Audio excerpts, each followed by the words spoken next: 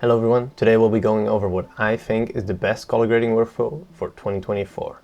I'll take you over the process from start to finish and let's get into it. So the first thing you want to do when you get into DaVinci is go into File, Project Settings, Color Management. In the color management we leave everything as is, but we go down and put 3D lockup table interpolation, so 3D LUT interpolation to tetrahedral. This gives more quality, it's a bit heavier on your PC, but it gives higher quality, higher fidelity to your LUTs. So now we're going to navigate to our color page and get started. So in this workflow, we're going to work with 5 nodes and expand from there. So let's add our nodes. Press Alt-S to add a serial node. 1, 2, 3, 4, 5. There we go. Now we have 5 nodes. We're going to start naming them. First node we want to be our exposure.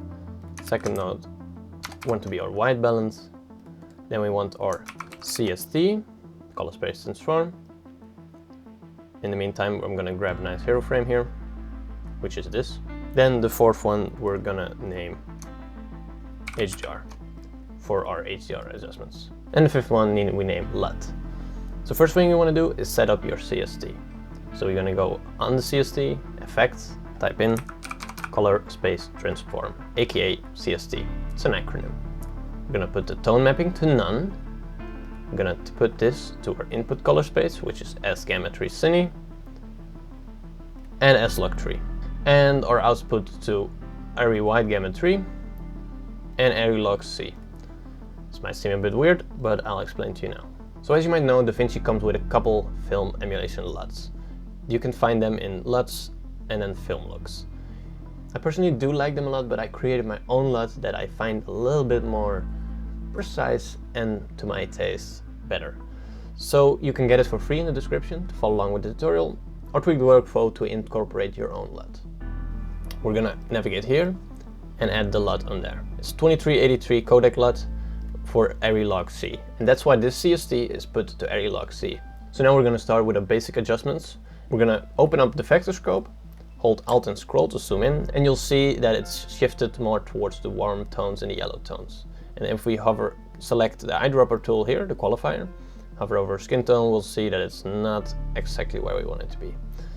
So what we'll do, we'll go into the standard wheels, and we'll grab the offset wheel to make it slightly colder. And we'll use the wheels below to create a more accurate color representation. Now we tweak it to be perfect. And before and after. That's much better.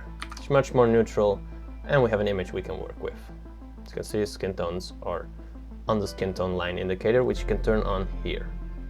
Now we're gonna do a little bit of basic adjustments. We're gonna just slightly lower the shadow areas to be a little bit nicer, and I think that's about it for our basic adjustments.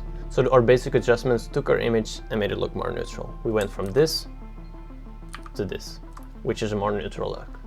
Now we're going to go in the HDR node and use the HDR wheels to precisely manipulate the areas in the footage we want. So as you can see here, you click on the HDR node and you won't go to the primaries, but to the HDR wheels. These wheels have a lot more options, as you can see, going from black, dark, shadows, light, highlight, and specular. Put it back to the normal one, which is dark, shadow, and light. So now I'll slowly start tweaking my parameters. We'll go into the waveform. We maybe want to lower the darks a little bit by lowering the exposure here. Get a little bit of a darker tone going. There we go. Get the blacks more towards 0, more toward true black. Then we also want to lower the shadows a little bit to go with that. But now I feel like this is clipping too much, so we're gonna find a nice in between to what we had before. Now we're gonna slightly put up the lights to get a little bit of lighter highlights. Then we're going to pull down the highlights a little bit to create a little bit more dynamic range up here. Now notice on the scope that when I pull the highlights, it only adjusts the highlights. That's why the HDR wheels are so powerful. You can selectively choose an area in your image to manipulate. And what if you pull a wheel and it's not exactly what you want? You can click on this one.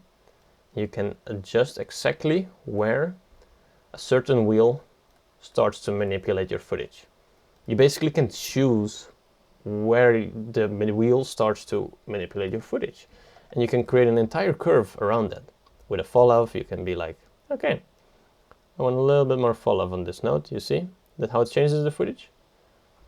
If you pay attention to the scopes, you'll see a lot is changing. It's very interesting. Put it back to where it was because it looks very nice. So without the HDR wheels, it looks like this. It's a very nice looking shot. It's a little bit flat in my opinion. So what you can do is add the HDR wheels, and you can turn it from this into this. How the shadows kind of lose their color as they get more black, and the highlights get a little bit more white as they got more white. But you also maintain that dynamic range while shaping the image into something more creative as you like. Before, after. Very much the shadows become more black. Now this is our basic look we created. We went from log to graded look. Now to finish it up a little bit and get the final touches, we're going to add one more node behind this one, which we're going to call clean, to clean up the shadows a little bit, because I can see there's a little bit of coloring in the shadows. HDR wheels also clean up the shadows slightly, but I'm still going to do it on top of that. I'm going to go to luminance versus saturation, just slightly get rid of final bit of color within the highlights and the shadows. So we have true whites and true blacks in the shot. On the scope, you'll notice here that a little bit of color gets removed from the shadows, and that's it. If we want a little bit more from the highlights, we could always move that around and you'll see it change in here. Now this is already a very nice look, but let's say you want to adjust something. Where do you do it in this workflow? Because that's also really important to know where you should adjust a clip and where you can move around your nodes. So to separate this workflow into pieces, the first thing you want to understand is that every basic adjustment, like exposure, white balance, things you can do in camera, you want to do before your CST in your native log profile. Then after this CST, you can do creative adjustments, but make sure it's before the LUT. After the LUT, we have room for grain, clean, glow, or other effects you want to add. So let's say in here, we want to add a density node. I right now do not have the time to create one, but we can quickly go into my power grade. We can click on here, display node graph, and then we can drag the density node into the project. Now you can see before and after, the density node makes colors much more dense, and it looks pretty nice in my opinion. Now let's say we want to add halation or something. I would add it after the LUT, but before the final clean node.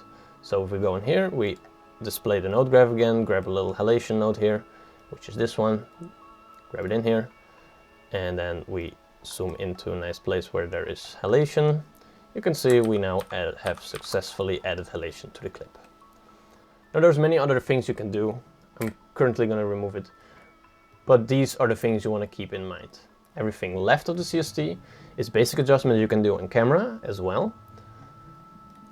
Between the CST and the LUT, between the CST and the LUT is everything you want to do that manipulates the footage in a way you cannot do in camera.